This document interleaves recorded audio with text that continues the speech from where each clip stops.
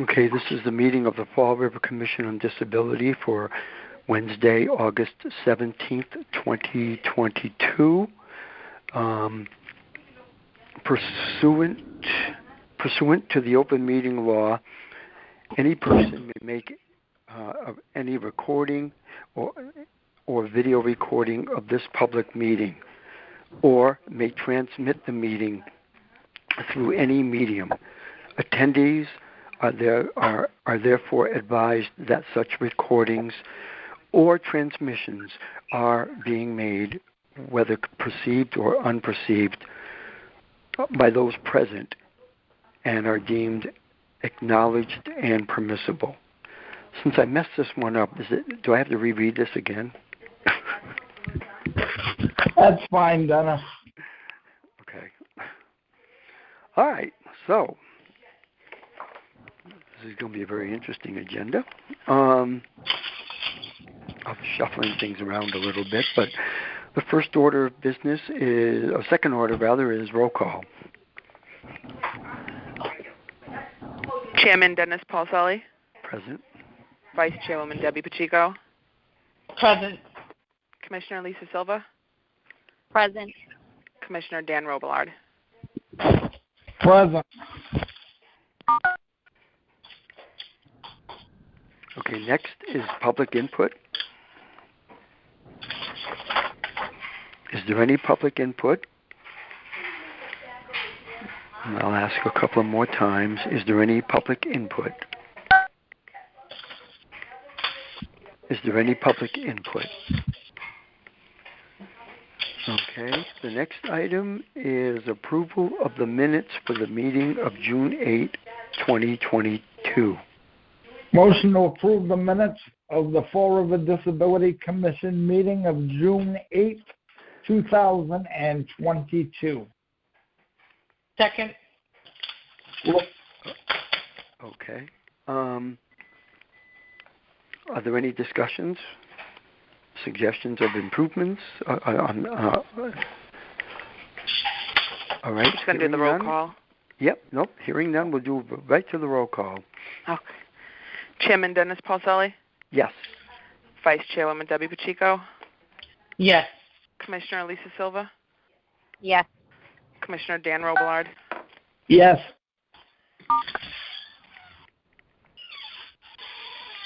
Okay. And just for the record, Commissioner Ann O'Neill Souza had another commitment at this time, so she will not be able to attend this meeting. Just so that for the record. The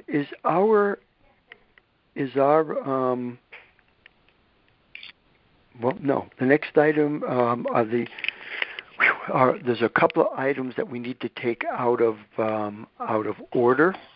Motion to move the agenda out of order to handle all voting items. That's excellent. Do I hear Second that motion? Second that motion. All right. Roll call vote. Chairman Dennis Paulselli. Yes. Vice Chairwoman Debbie Pacheco. Yes. Commissioner Lisa Silva. Yes. Commissioner Dan Robillard. Yes. Okay. The first voting item concerns next year's scholarship luncheon, which is going to be a little different.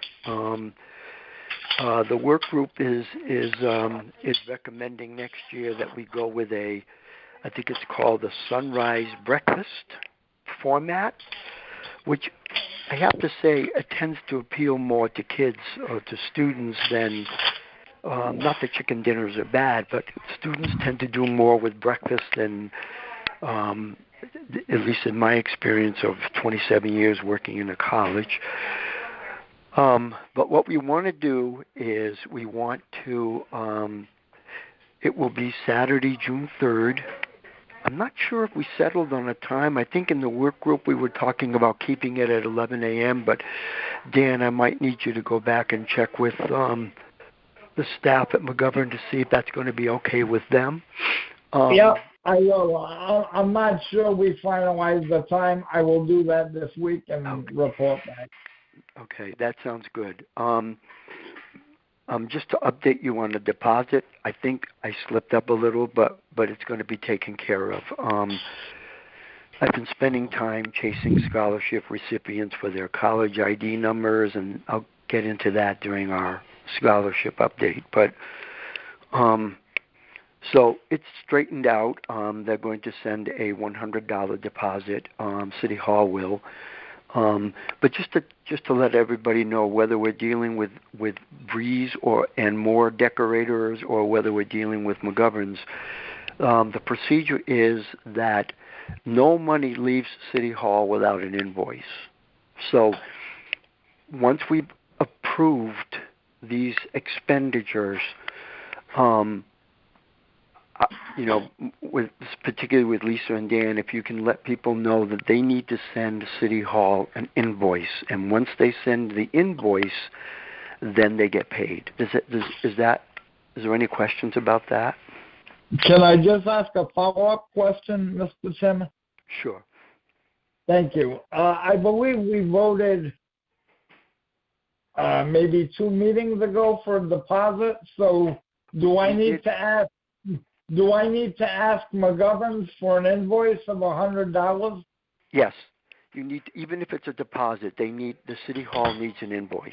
So the vote was taken on June 8th. The minutes that you just approved, that's when the vote was taken for the $100 deposit.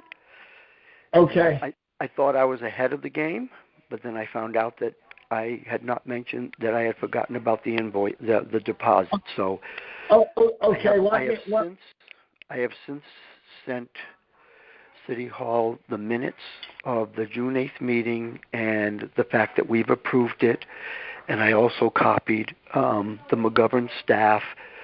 So the communications on that should be all set. Okay, let me just give you a point of additional information as it relates to a date and time.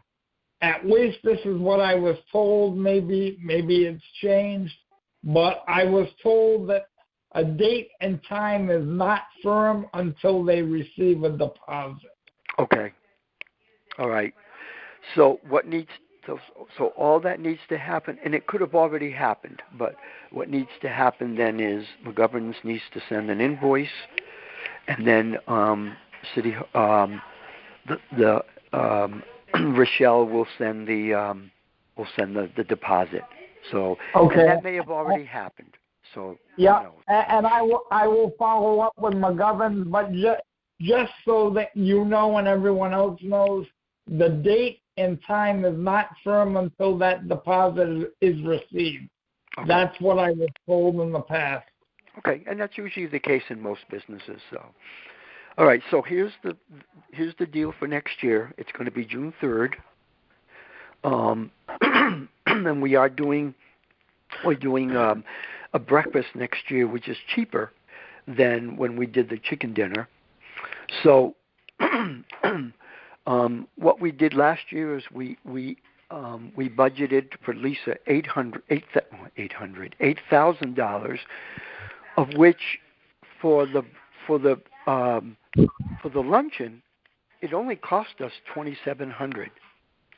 So I don't remember what the decorations were.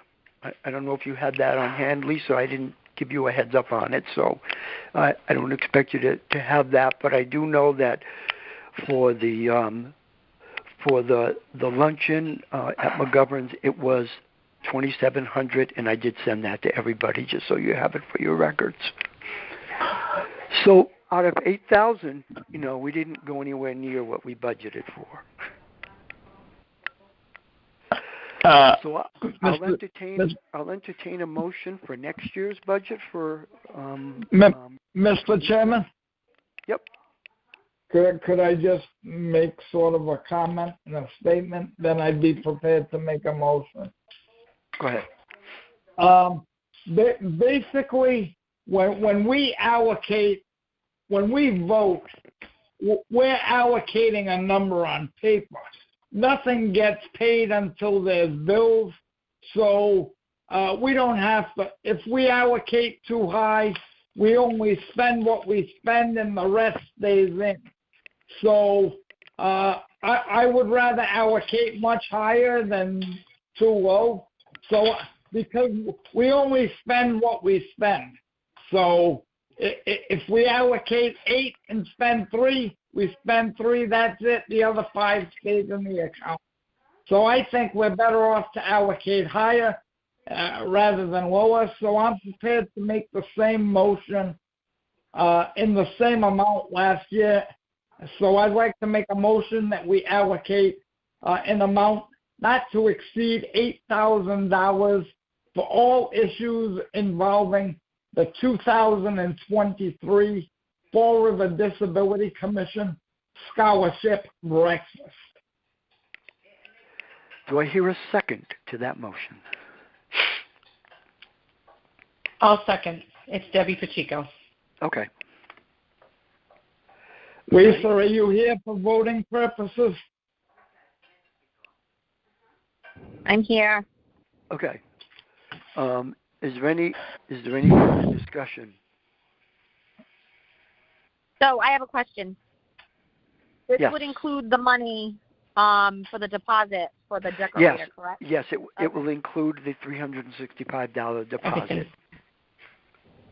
Yep, this Okay. includes everything. It includes everything we need from soup to nuts around the event, the whole event. Or in this case, from eggs to pancakes. Yeah. All right. If there's no further questions or discussion, we can go on to a roll call vote.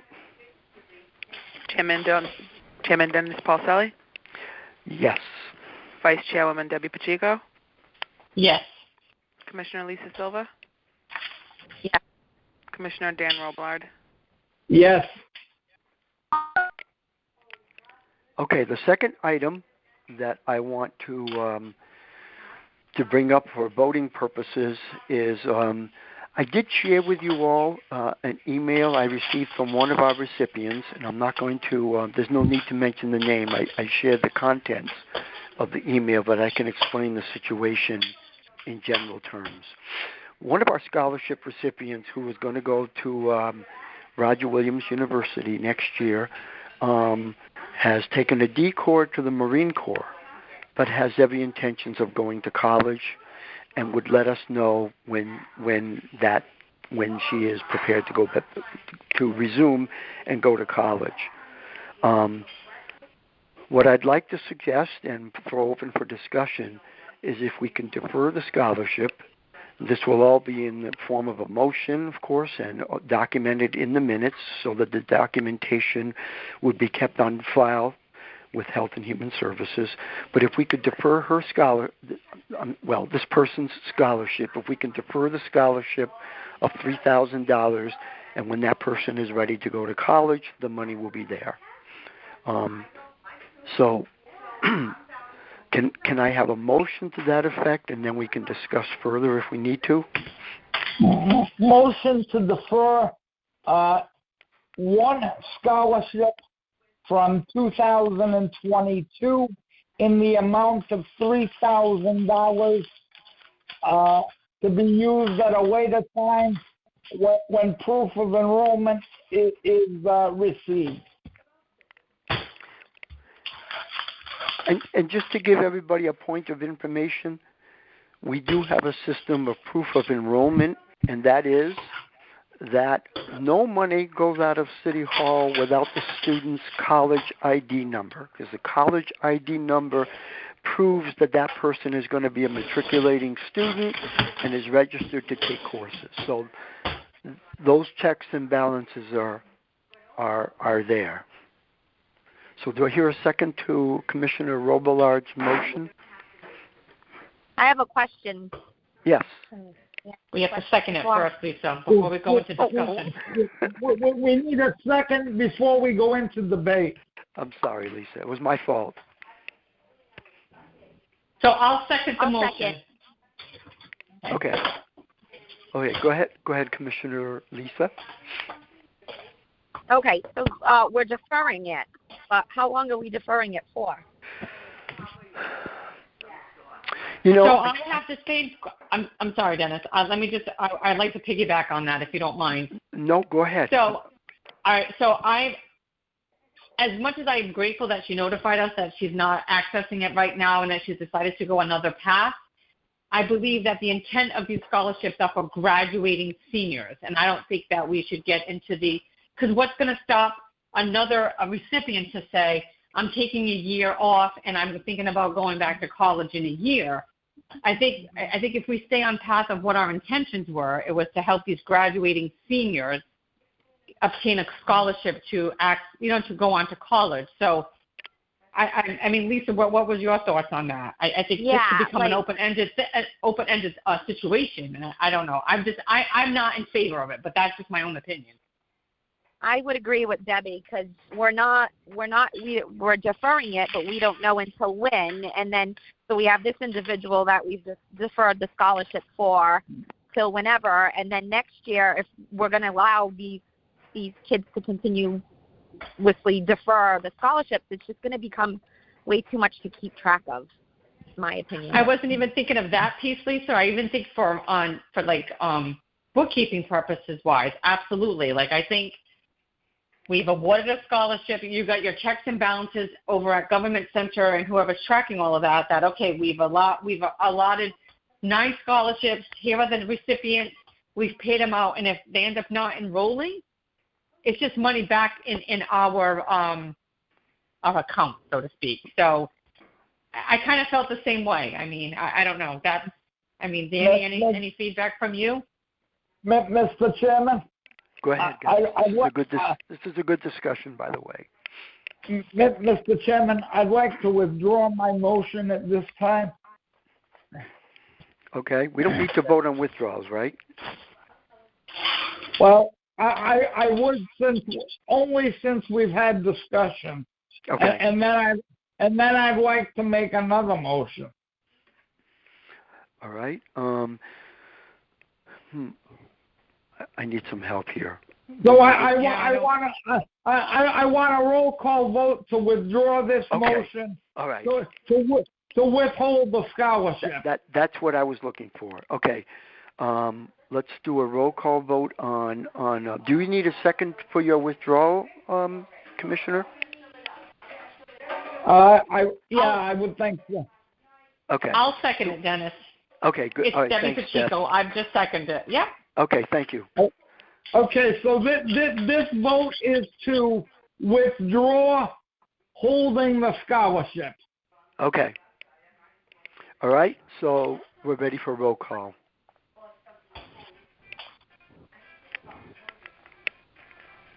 Chairman Dennis Paulselli. Yes. Vice Chairwoman Debbie Pacheco. Yes. Commissioner Lisa Silva. Yes. Commissioner Dan Robillard. Yes. Okay. Now I have a question, and I ask this to the chair or any other person. Do we need a vote to formally rescind it?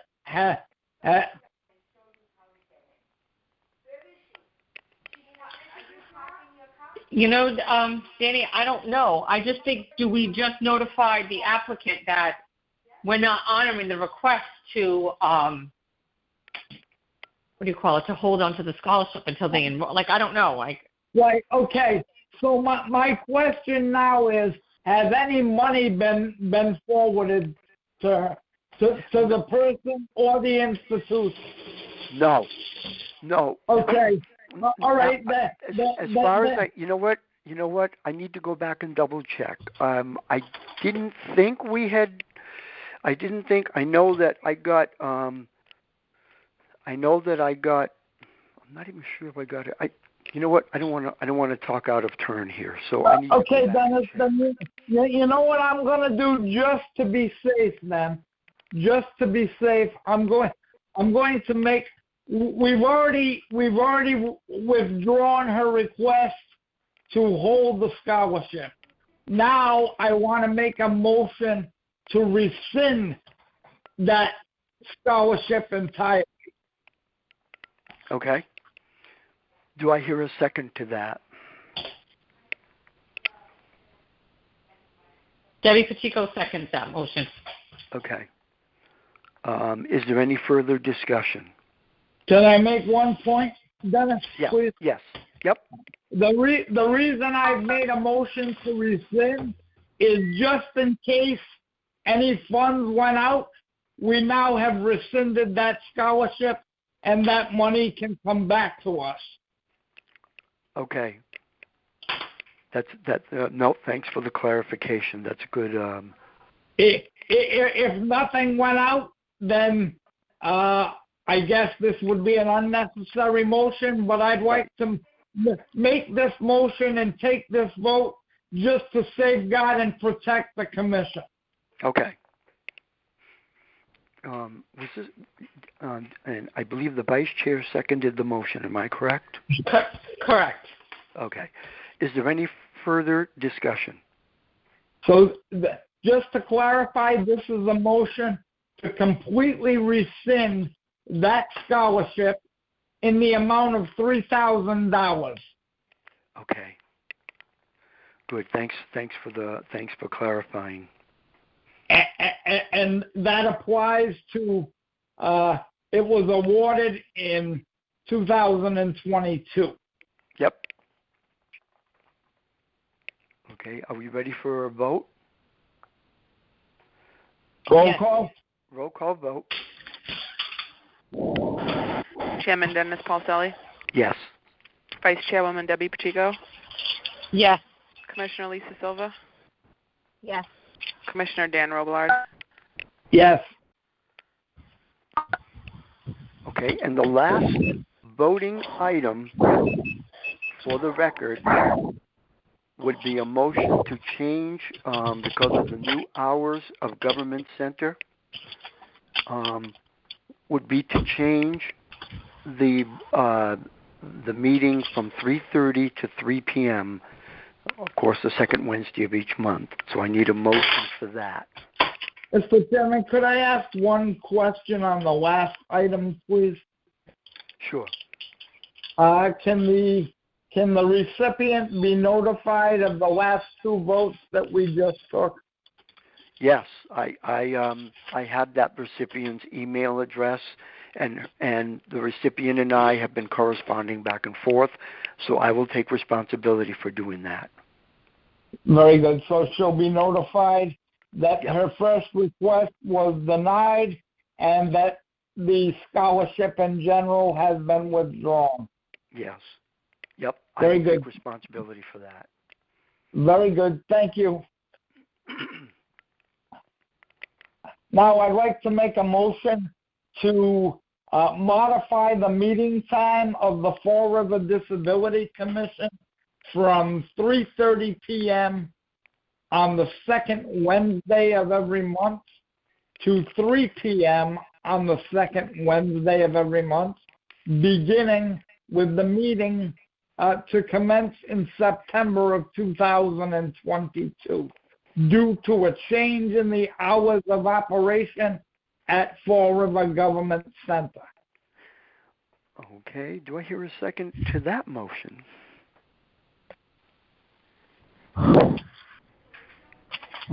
I'll second that. Okay. I believe that was Commissioner Lisa Silva who Yes. seconded. Okay. Is there any further discussion? Is there any discussion, rather? Briefly, Dennis, I think this is a good idea based on the change in the hours of operation so that we don't run into any issues of staff conflicts with the hours of operation, particularly when we go back to meeting in person, which I assume will happen at some point in time. Okay. Are we ready to vote? Okay, roll call vote? Chairman Dennis Paulselli, Yes. Vice Chairwoman Debbie Pacheco, Yes. Commissioner Lisa Silva, Yes. Commissioner Dan Robillard. Yes. Okay, those are all the voting items, guys. Our next item is Mr. Nicholas Silva there?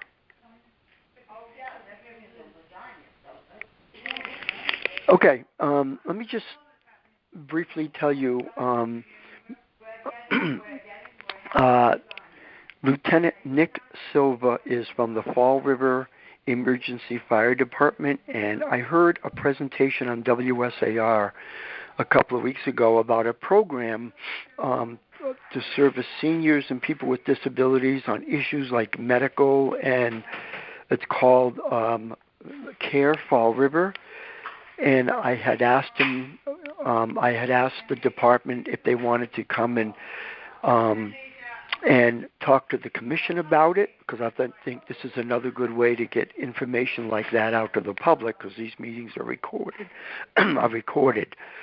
Apparently he's not present, so I'm going to go on with the agenda and maybe reschedule him for another. Reschedule either him or Captain John Moran from the Fall River Emergency Fire Department for another time. Mr. Chairman, could I just ask a brief question? Yes. Is this different? I assume it is. I'm just wondering how this would be different from the Department of Emergency Management. Yeah, it is different. This is different because this is a grant that they got to do this program to help people with medications and things like that. I don't mean distributing the medications, but things like labels or things like that. So this was a grant. So it is different than the normal, I guess, day-to-day operation. Okay. Is this overseen? And this will be my last question since there's not a representative here. I'm just wondering if you know if this is overseen by any human service agency and the city is partnering with this, with them, whoever they may be, or is this something that the city is taking on through the fire department?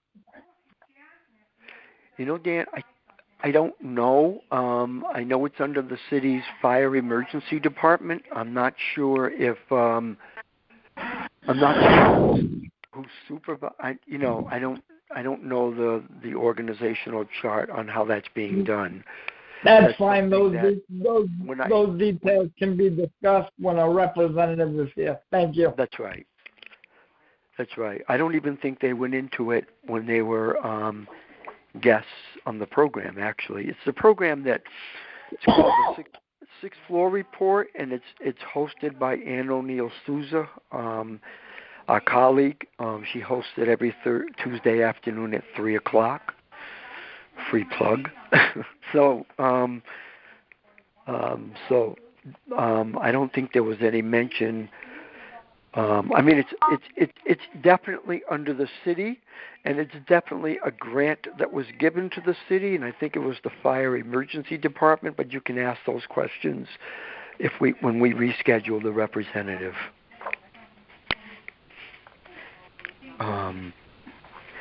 So we can go on to work group updates, and I've asked Tammy Maltino. Is Tammy still here? Yes, Dennis, I'm still here. Great. I've asked Tammy to update us on under ADA. As you know, that we are now in the midst of another round of ADA improvement grants. So I thought I would ask Tammy to update us on any ADA-related projects and what the city is thinking of doing for this round of grants, if anything. So I'm going to turn the floor over to you, Tammy. So I do know that the grant writer has reached out to all departments for suggestions. What she has come up with, I couldn't tell you her final list, but I have in a couple of days. I do know that one of the items was the police station. Evidently, when you come out of the police station, the entrance, door, there is a ramp there that goes into the parking lot, but when you get to the other side, there's like a 6-inch curb, so there's no ramp on the opposite side. That was one of the concerns that were going to be addressed, but that is something we can handle in-house. It's not, grant worthy. The other item I know that she came across was, of course, the ADA counters here in the building, which we're plugging away at those in-house as well.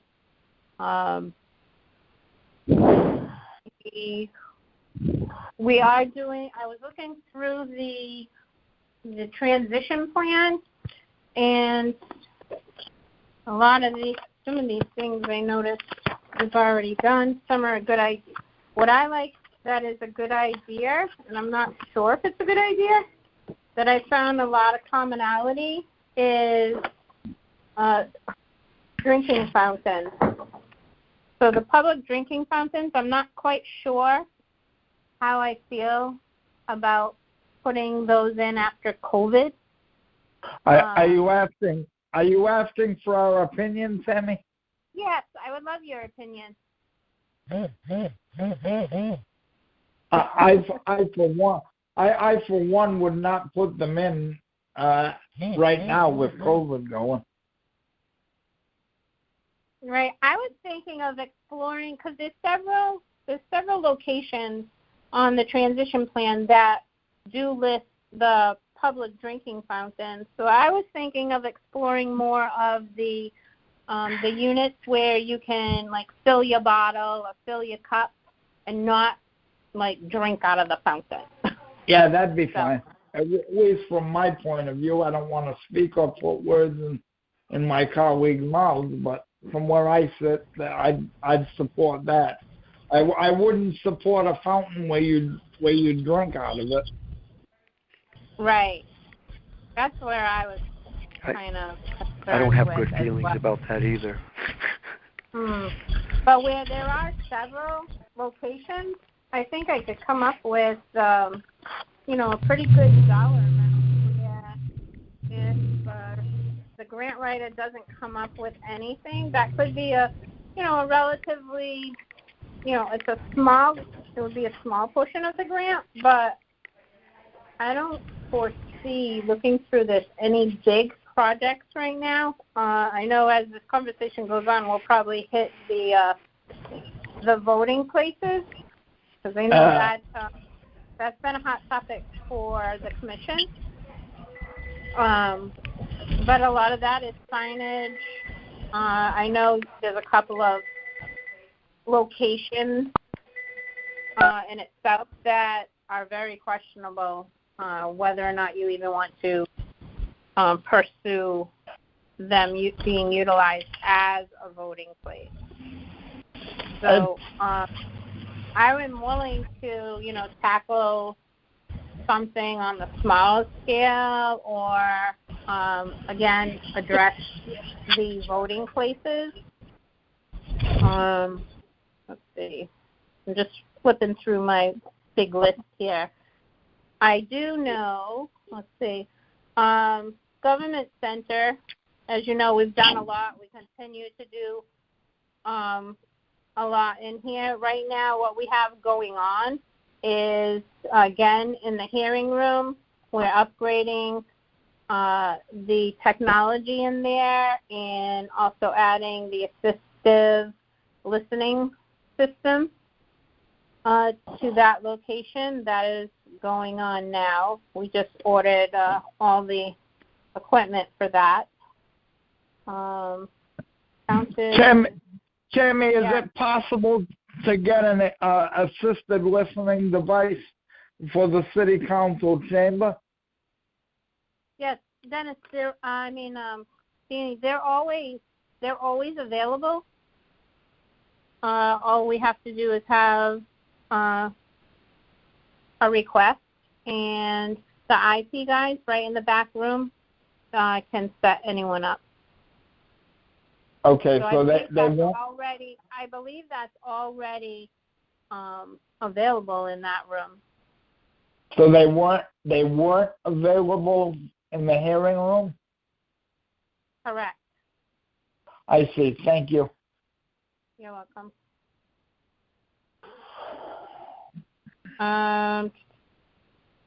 Even for the hearing room, though, I assume they'd have to be requested, right? Most likely, yeah. Because is there anything else? Well, even like in the schools, don't you have to ask? You're notified ahead of time that. Yeah. Which means on meeting notices and things like that, that needs to be placed on meeting notices and on agendas, and so that people are aware that those requests have to be made ahead of time. Right. Or even if, once you're there, because like I said, the IT guys are on hand, they're there, and they will gladly, set you right up. But as long as if the request is made, if it's made ahead of time, we'll have it ready for you. If you're there and you need to request to whoever is running your meeting, we'll get you set right up. The assistive listening system was also mentioned for the police department, the community room. They just upgraded the community room, so I'll follow up and see if they have that available there now. I'm not sure if they've completed the technology part in that room, but I know they just went through that whole room, but I'll check on that. Tammy, are these types of grants eligible for, and pardon me for my ignorance in proper terminology, but are these grants eligible for ramp cuts, sidewalk repair, or audible pedestrian signals for blind and visually impaired? I would say that all qualifies. They are. It's a matter of, putting it in and, and being selected. These grants are up to $250,000. Well, right.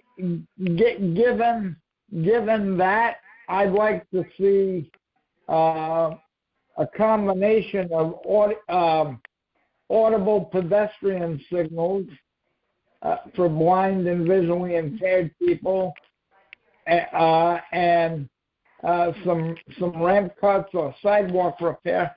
Some combination of those two items. I would like that would be my personal preference for grants for this year. So when you met with the signal division to assess that particular intersection, I believe Commissioner Pacelli met with them. That I'm almost positive that the police department already has some funding in place in areas that they've pointed out. Can I let me just jump in. My impression is all they needed was a list, and we're waiting for my mobility instructor, and we're waiting for so that we can put a list together. But my impression was that they do have a funding structure, and they have a couple of places already in mind, a couple of intersections in the city, including one where the Flint Senior Center and the Curtain Loft area going up to Walmart's, that area is not lit. So that's one area that they were thinking of putting both lighting and an audible pedestrian signal. But I got the impression that there's already a funding structure in place. But our sidewalks and curb cuts areas are another place where I think we should probably consider going after an ADA improvement grant. depending on No, what your when you what met- depending on what your department feedback, Right. When you met that day, didn't DCM join in that Yes. meeting? Yep. So don't Yes. they do the Yep, the survey? acting director was there. Joey Denmead. Yep, he was there. Joey They Denmead was survey. present.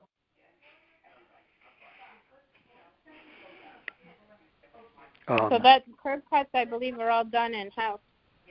Or, but that would, even if they put it as part of one of their street improvement projects, that's usually all funded under something else.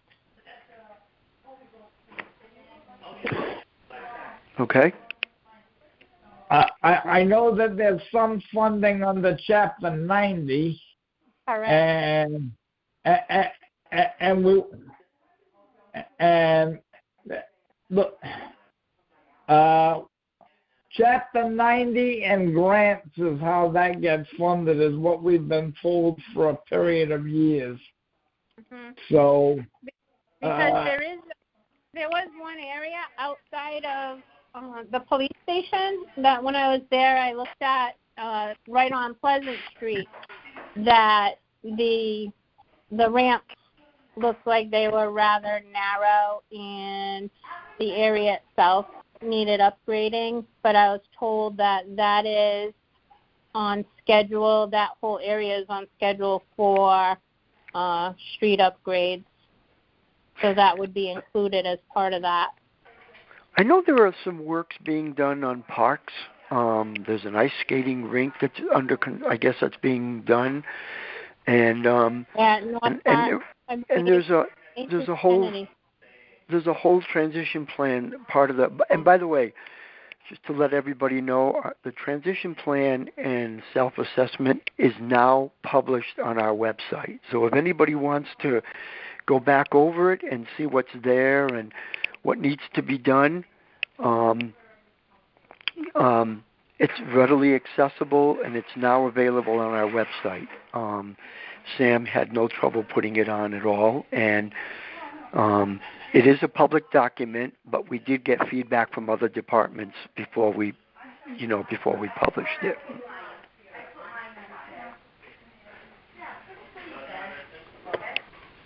So a lot of what I'm looking at, is pretty small stuff.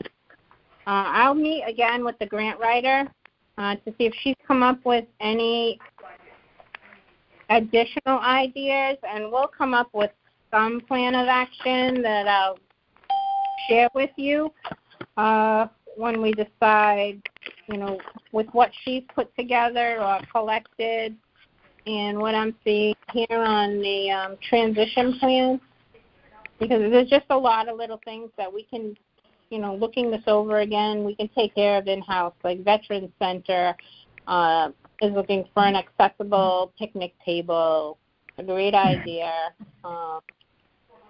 I do want to revisit the Veterans Center ramp out front, because I do know that when Mr. Gallagher was here, we put that ramp in, and this transition plan is saying that it's not the right pitch. So I want to revisit that. Tammy, could you and I schedule a tour of the Veterans Center sometime?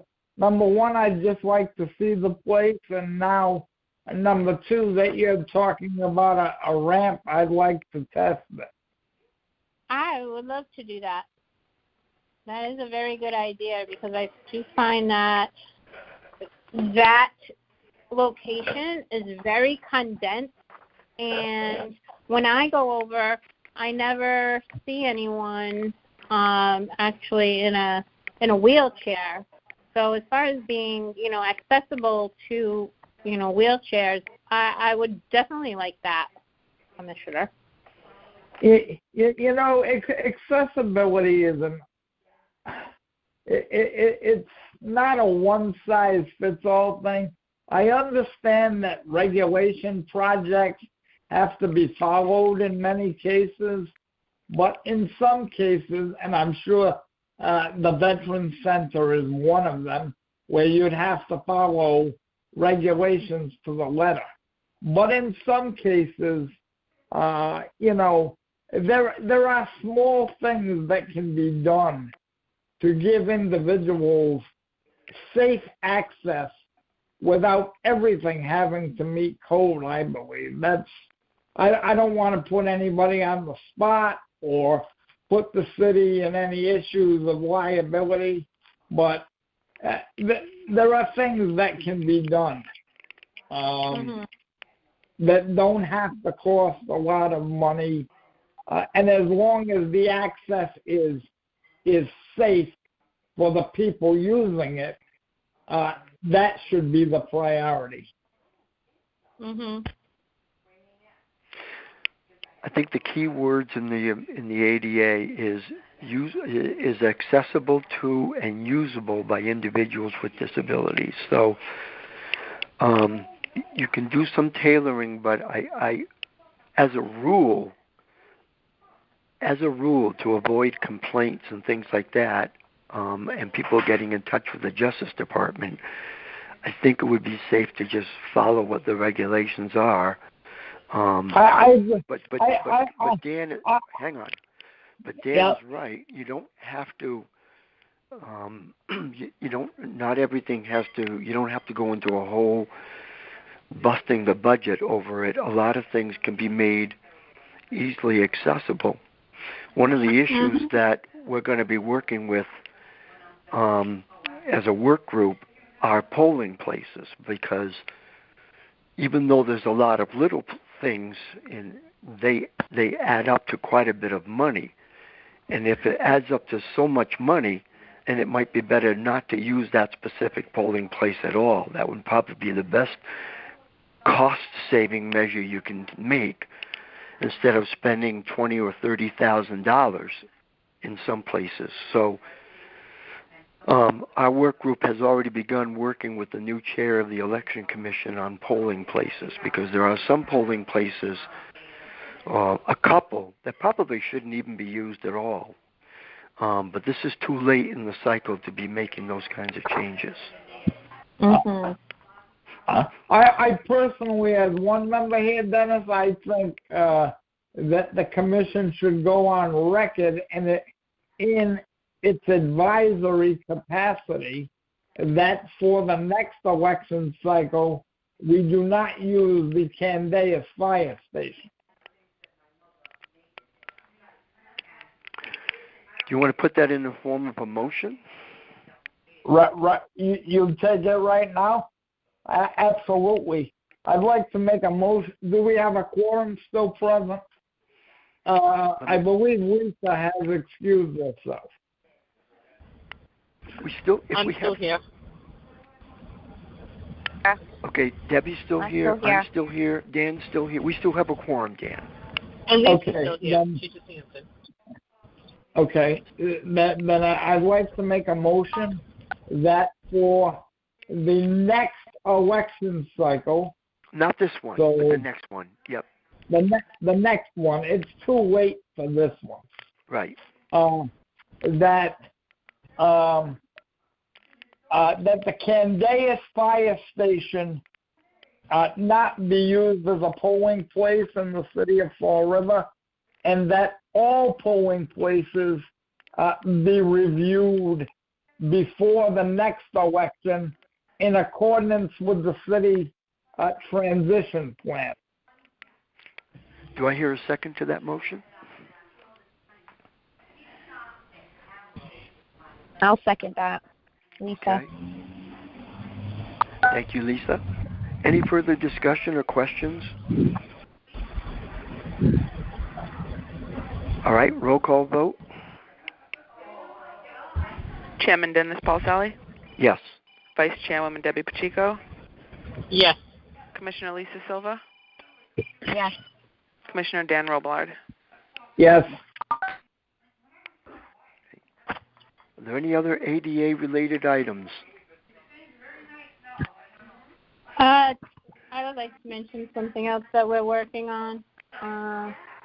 So we are anticipating opening the concession stand down in the cafeteria. We've been working with a group from BCTC. I don't know the exact name of it. I do know that they work with autistic individuals, so they're looking to open something simple where their students can get some experience, serving public meals. So we're working on hopefully opening that by the winter time. I can give you a little more info on this. Great. I won't be able to vote, but Community Autism Resources has a program called GAP, the Gacho Access Program at Bristol Community College. And they want to open the cafe in Government Center, selling coffee and sandwiches and things like that. They're going to start off small, but they'd like to be open during daytime hours and possibly, depending on how things go, during city council meetings and boards and commissions. We're going to have they're probably going to be on the agenda for the next meeting. So that's all I'm prepared to say right now because I have to stay within my own lane. Mm-hmm. Could I ask a question, Mr. Chairman? Yes. Thank you. I think this is a great idea. I know this was done some years ago with another organization. I just have one question. More than happy and willing and would love to hear their presentation. But what is the role of them being on the agenda? They're putting a proposal together, Dan, for our assistance. Okay, and, so I'm not the director of the program, so I haven't seen it yet. I've just simply said that they should put a proposal. If they want to put a proposal together, we would put them on the agenda for the next meeting. Okay, so in short, they have will have a request or might have a request for a future funding proposal, correct? Correct. Very good. Thank you. I yield. Right now we're still in, the incubator stage. We've met a few times, come up with some options for accessibility, and we still have quite a ways to go, but we're on the right path. Dennis, given what Tammy has said and given what you have said, would it be feasible, in your opinion as chair, to have them come to the work group first and then to the full commission? Yeah. I don't know what the rest of the commission thinks, but that's the beauty of a work group. It could vet things out carefully, and we can spend more time, and then the work group can make a recommendation to the full commission. Because I would like to vet this more thoroughly in a more deliberative period than at a commission meeting right off the bat. I think that's a good idea, actually. And then when the work group is ready, we could give a recommendation to the full commission. And we would also make sure that the proposers are here to answer questions from the full commission if necessary. Obviously, if they were going to have a funding proposal, that would require coming before the full commission. Exactly. But prior to that, I'd like to discuss this more in a work group setting first. Just my own opinion, and I think it's I think it's at the discretion of the chair to allow that, since the chair and the vice chair collectively set the agenda. If I had to predict, I would say that they're not going to be ready for you probably for a good 2 to 3 months. Okay. Actually, that's to give you like a timeline. Yeah, that happens to be very helpful information. You know, I know the executive director, obviously, but but that gives me something to go back and tell the group. Right, because we're gonna, we'll regroup next month. I mean, the problem is without going into in-house business, the executive director is retiring in December. So I think we were feeling a little bit of pressure, but and the leadership has already been decided for after that retirement, and I really don't want to, I'm not comfortable. I really didn't expect this to come up, to be honest with you, today. I wasn't prepared for that. I know I wouldn't have brought it up, but it's up. So I don't want to go into too much in-house business, but we were feeling a little pressure because the executive director is retiring, and it's going to be in-house that are going to take over the agency. It's in-house, but we were feeling a little pressure. So the only thing I'm going to say for the rest of the commission, without getting into any more information, is I feel that I can go back and tell everybody to cool their jets and relax, and we can vet this more carefully, and that's all I'm going to say about it, if it's all right with everybody else. Absolutely, Dyson. Just to follow up for 10 seconds, that's all the more reason I think that this should go to a work group first. Say it again. I agree with everything you've said, and I believe that's all the more reason why this item should go to the work group prior to coming to the full commission. Okay. You've just given me more reasons why I think it should go to the work group. Fully agree. Tammy, do you have any other ADA related items? No, I think that's everything that's going on in my neck of the woods. Okay. All right. Thank you so much. I really appreciate updating the group, updating the full commission, and taking taking your time to do that. I appreciate that. Okay. Policies. Anything from the vice chair? None at this time, Mr. Pacelli. Oh, okay. Mr. Chairman, could I ask one question? Yes. Within the next 60 to 90 days, could we have a work group meeting with the new executive director of the Florida Housing Authority? We can do that. I think that's doable. Is somebody... Okay. All right. Well, I think we can arrange that. Thank you.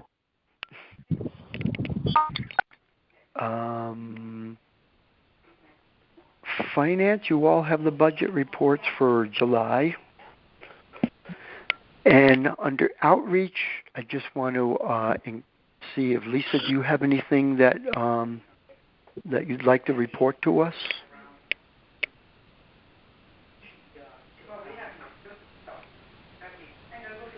Is Commissioner Lisa Silva here?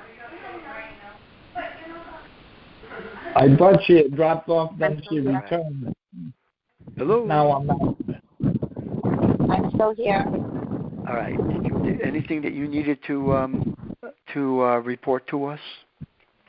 Nope, not at the moment. Okay. I just want to urge everybody to check out our website every so often. Besides the transition plan, we've added resources. We actually got a request from an organization that works with college students, with students going to college with learning disabilities, on what their rights are, and we actually had a request if we could post that on our website. I checked out the website. It is a very instructive and informative website. So there is a link. And by the way, we don't publish what we put on our website are links.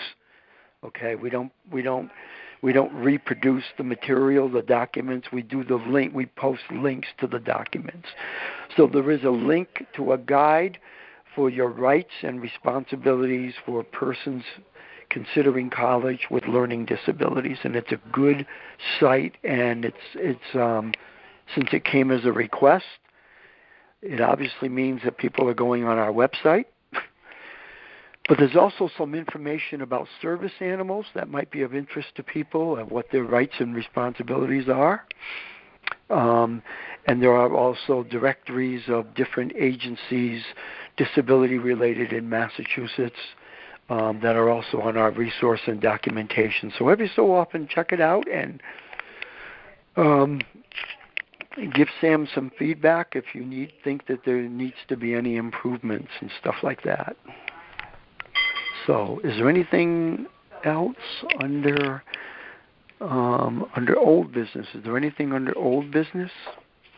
Mr. Chairman, I just have a question because I think we've done this in several capacities in the last several years. And how are we dealing with Eric Rousseau in SRTA? Is he coming to the work group on a yearly basis, or is he coming to the full commission? And when can we schedule that in whatever capacity? Yeah, I think it was your idea, Commissioner Robillard, to have him come with the work group.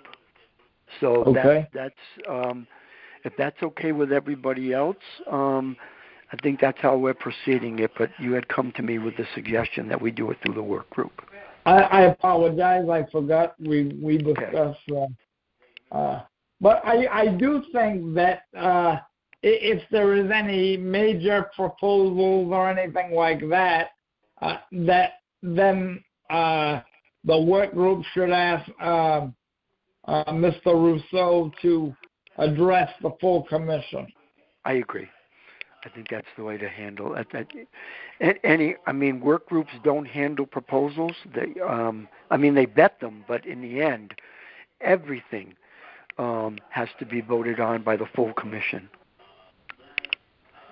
Yeah. So, but I mean, if there's any major changes in SRTA services or anything like that, then I think that's worthy of coming to the full commission. Yep. Yeah, I agree. And okay. So I guess we play that on a case-by-case, year-by-year basis. Yep. Okay. Thank you. Is there any other old business? None at this time. Say it again. I'm sorry. I said no. I don't have any at this time. This is Debbie Pacheco. All right. Thank you. Anything under new business? Mr. Chairman, very briefly, Yep. Our next meeting is September 2022, and I would respectfully request that the election of officers be placed on the agenda. Actually, under new business on the agenda, it actually states that. Okay. I don't have the full agenda in front of me right now. Is there any other new business? Okay, I'll entertain a motion to adjourn. Motion to adjourn. Okay, I'll second that motion. It's Debbie Pacheco. Okay, roll call. Chairman Dennis Paulselli, Yes, yes. Vice Chairwoman Debbie Pacheco, Yes. Commissioner Lisa Silva, Yes. Commissioner Dan Robillard. Yes. Okay, this meeting is adjourned. Hey, what's the matter? Where are you? All right. Thank you very much, everyone. Have a great day.